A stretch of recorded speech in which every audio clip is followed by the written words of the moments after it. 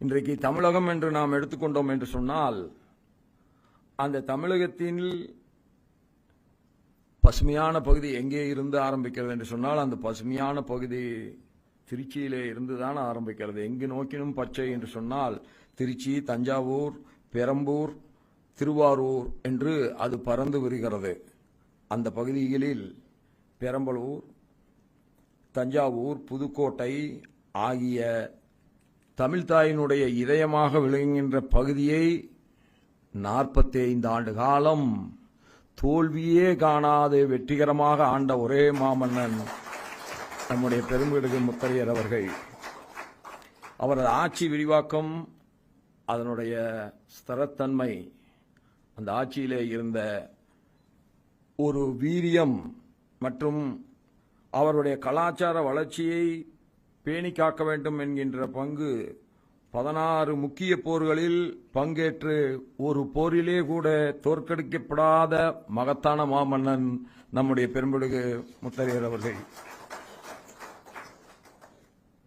இவர் தன்னுடைய தந்தை மாறன் பரமேஸ்வரனுக்கு பிறகு கிபி 705 அரியணை ஏறி 745 வரை மிகச் சிறப்பான ஆட்சியை நம்முடைய தமிழகத்தின் இதய பகுதிக்கு தந்திருக்கிறார்கள்.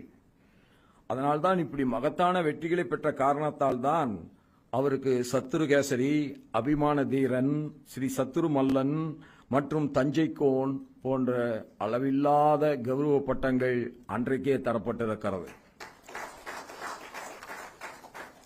தமிழக வரலாற்றில் பொற்கால ஆட்சியை வழங்கிய தலைசிறந்த மன்னர்களில் முதன்மையானவராக, முத்தமிழுக்கு மெய்கீர்த்தி கண்ட போற்றுதலுக்குரிய தமிழ் வேந்தராக, போர்க்களத்திலே எதிரிகளால் வீழ்த்தவே முடியாத வாகைப்பு சூடிய மாவீரராக திகழ்ந்த பேரரசர் நம்முடைய பெரும்பிடுகு முத்தரையர் அவர்கள். கலை மற்றும் விவசாயத்தின் பாதுகாவலராக, தமிழ் மரபில் போற்றப்படுகின்ற மன்னர்களில் மகத்தானவராக, செந்தலை, நார்த்தாமலை மற்றும் காவிரி வடகரையில் உள்ள பல கல்வெட்டுக்கள் இவருடைய சாதனைகளை, சரித்திர நிகழ்வுகளை இன்றைக்கும் பறைசாற்றிக் கொண்டிருக்கிறது என்பதுதான் நமக்கெல்லாம் மிகச்சிறந்த பெருமையை தருகின்றதாகும். இவருடைய ஆட்சியில் கோயில்கள், பாசனப் பணிகள், தமிழ் இலக்கியம் ஆகியவற்றில் இவருக்கு இருந்த ஈடுபாடும் அதை அவர் வளர்த்த விதமும் இன்றைக்கும் தமிழனுடைய பழமையான கலாச்சாரம் உலகெங்கும் பறைசாற்றப்படுகிறது என்று சொன்னால் அதற்கு ஆணிவேராக இருந்தவர் நம்முடைய பெரும்பிடுகு முத்தரையர் மாமன்னர் அவர்கள்.